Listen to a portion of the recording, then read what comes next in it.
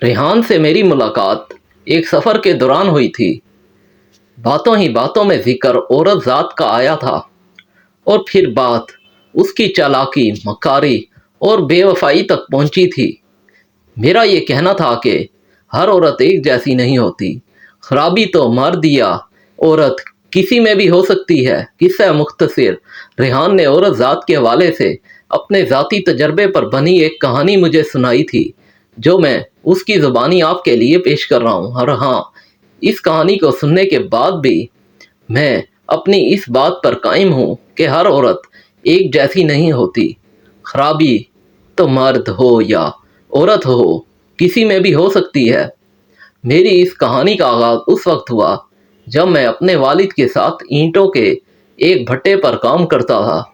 अल्हम्दुलिल्लाह, मैं एफ़ए पास हूँ। मैंने कई जगह नौकरी के लिए तगो-दो की, लेकिन रिश्वत के बगैर इस मुल्क में कहाँ मंजिल मिलती है।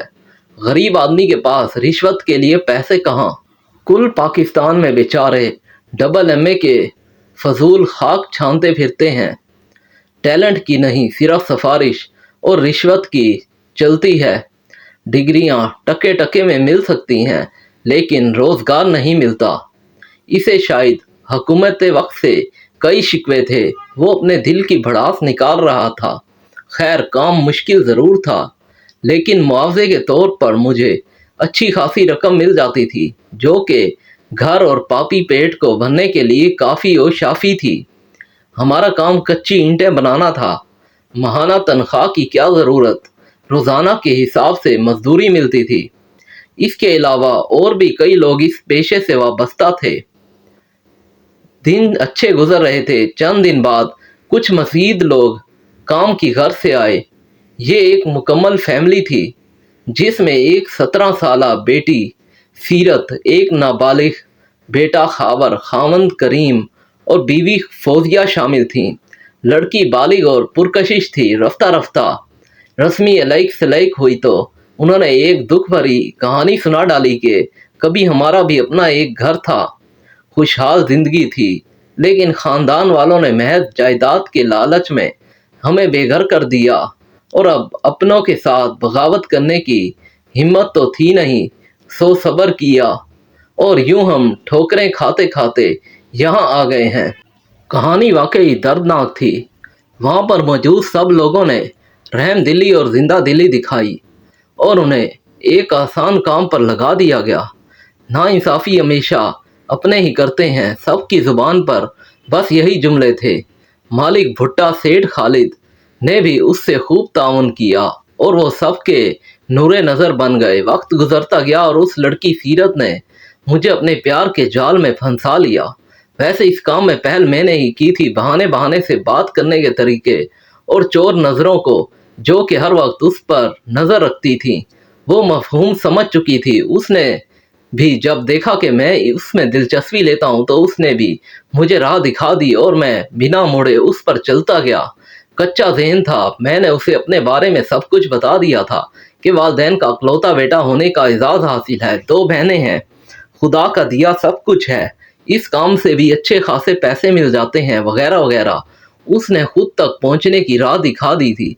वो मुझ पर रफ्ता रफ्ता अपना हक जमाने लगी और मैं भी अंधों की तरह उसके पीछे चलता गया। अब मैं अपनी माहवार तनख्वाह को बड़ा हिस्सा सीरत के हाथ में थमाने लगा था। मुझे क्या मालूम था कि ये प्यार सिर्फ वक्त गुजारी और मफाद परस्ती के लिए है। वो हर वक्त मुझे अपने मोहब्बत का यकीन दिलाती, रेहान, मैंने तुमसे सच्चा प्यार किया है। मेरी रूह, जिस्म, सब कुछ तुम्हारे नाम है। अब मैं शादी करूंगी तो सिर्फ तुमसे करूंगी, वगरना कुंवारी ही उम्र गुजार दूंगी। वो मुझे जज्बाती तौर पर ब्लैक मेल करती थी। उसकी मीठी बातें मुझे अंदर ही अंदर पिघलाती रहीं और मैं उसके इश्क में आगे ही आगे बढ़ता रहा। बाद अज़ां उसने मुझे मजबूर करना शुरू कर दिया कि मैं अपने घर वालों से शादी की बात करूं। मैं भी नहीं चाहता था कि उसकी शादी कहीं और हो जाए।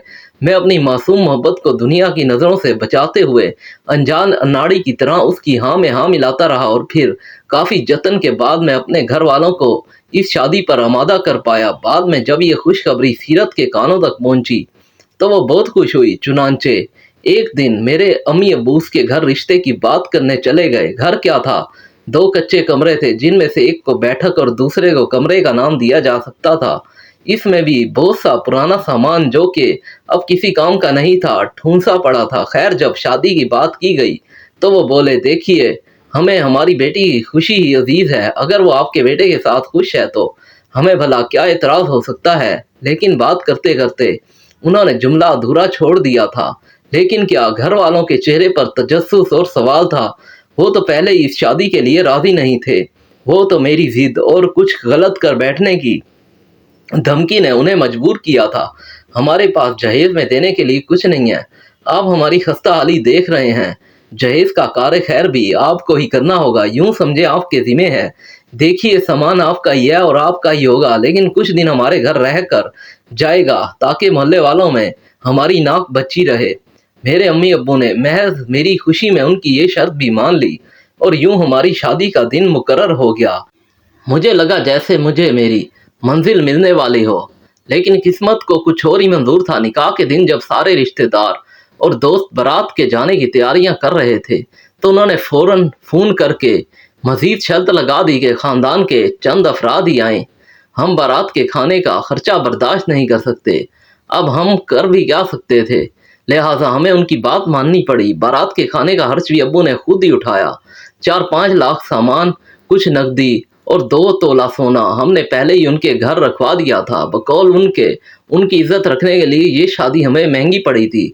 हम कोई लैंड लॉर्ड तो थे नहीं, बस जो जमा पूंजी थी सब खर्च कर दी। माँ बाप भी ये सोच कर एक बेटा है दिल खोल कर पैसे उड़ाते चले गए, जिसका मुकम्मल जिम्मेदार मैं ही था। निकाह के वक्त भी उन्होंने 50,000 हक महर लिखवा दिया। हालांकि बात 25,000 की हुई थी। आखिरकार मैं सीरत को ब्याह कर ले ही आया। रात गुजरी तो उसके घर वाले सुबह ही उसे लेने चले आए। हम सब ने ना चाहते हुए भी उसे भेज दिया। जाते वक्त उन्होंने कहा था कि 2 दिन बाद वलीमे के वक्त आकर इसे ले जाना। 2 दिन बाद जब मैं अपनी बीवी को लेने गया तो मतलूबा घर को लगा हुआ ताला मेरा मुंह चिढ़ा रहा था। वो कहाँ जा सकते हैं। मेरी हालत गैर होने लगी। पड़ोसियों से पूछा तो कहने लगे, वो तो कल रात किसी वक्त अपना सामान लेकर कहीं चले गए हैं। ये सुनकर तो मेरा दिमाग जैसे घूम गया था। घर वालों को फ़ोन करके सारी सूरत हाल बतलाई थी तो वो भी पहुंच गए थे। फिर हमने मिलकर थाने में गुमशुदगी की रिपोर्ट लिखवाई तो इंस्पेक्टर साहब ने मुझसे कार्रवाई के लिए सीरत की तस्वीर मांगी। वो तो शुक्र है कि किसी ने मेरी शादी के वक्त अपने सेल फोन पर कुछ तस्वीरें और वीडियो ले ली थी।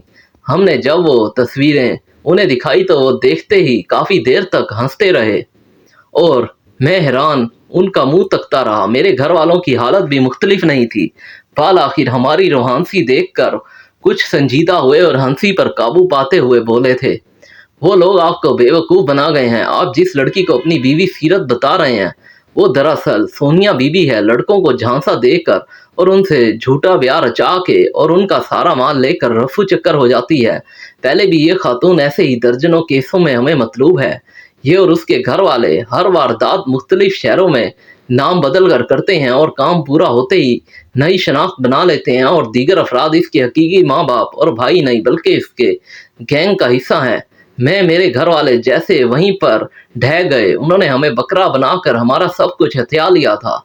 हम रोते हुए घर चले आए। मोहल्ले वालों को जब सूरत हाल का इल्म हुआ तो वो भी अफसोस करने आ गए। उनमें मेरे हम उम्र दोस्त थे। वो मुझे छेड़ते हुए बोले, रेहान साहब, तुम्हें 15-20 लाख में सिर्फ एक सुहाग रात ही मिली होगी। लेकिन मैं शर्मिंदा उनको क्या बताता कि उस रात मैंने उसे छुआ भी ना था, जिसका मुझे अब तक अफसोस है। उस रात मैंने जब उसके करीब होना था तो उसने अपनी तबीयत खराब और इंतहाई तेज सर दर्द का बहाना किया था और मैं उसके इस धोखे को भी सच समझ बैठा था, क्योंकि मुझे तो उससे मोहब्बत थी। अब ना जाने वो कौन से शिकार को झांसा देकर अपने जाल में फांस रही होगी।